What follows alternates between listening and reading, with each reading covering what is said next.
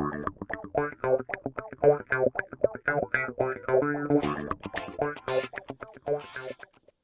so you can see that I have the bike mount for the Smarthalo 2 already kind of semi-attached to the bike.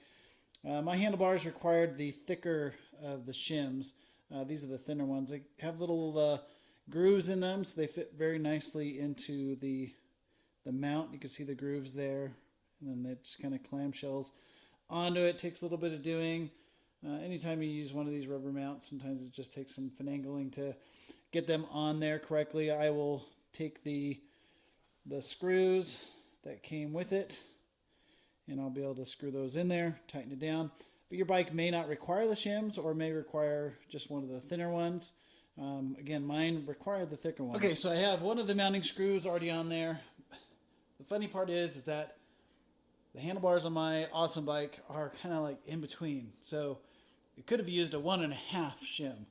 The smaller one just wasn't quite enough. These would close together without me exerting much force, so it would have been sloppy. This one was just ever so slightly very difficult, and these screws aren't very long, so I had to struggle to get this first one. Excuse me as I get into the camera here, but this is the type of, that comes with an Allen wrench, but basically it's a security type screw, or I'm sorry, yeah, a screw that they're using. So if you have one of those security hex bits, you can use that. Much easier to kind of get a little bit more force with the tool that I'm using here. Be able to use it just like a regular screwdriver. Goes in there, you can see that the screw has a little dimple in it. Won't be able to use a regular hex key to really get in there. So we're going to try and do this. Let me fast forward as I'm struggling so you don't have to.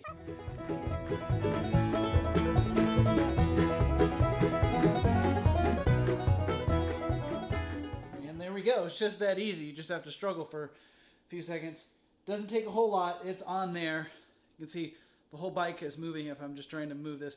I do have it loose enough that I can just ever so slightly play with it just a little bit if I wanted to. I could loosen it up ever so slightly. Give me a little bit more ability to move that around. So that's the Smarthalo. It is, the mount is now on there. I'm going to grab the device. This is literally the first time that I've put it on the bike. You see, I've rotated my bell down. I'll rotate it back up.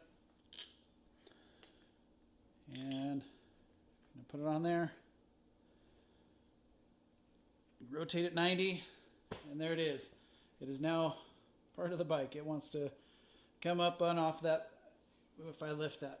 So that is the basic mount. If I wanted to take it off, I can't because it is locked on there. And according to the instructions, this is the unlocking key. We'll see if it works for me. You can slide it underneath like that. And it rotates off there. That's the Smarthalo with the locking mechanism and the mount. Just got back from a short ride, so you can just see distance, 0.32 miles. Not that far, just a little stretch to see how the Smarthalo does for a little bit of navigation. You can come over here, look at the calories, speed. One nice thing is that you can manually turn on the light if you double tap. You can see the light turns on. And then if you double tap it again, turns the light off. Pretty cool.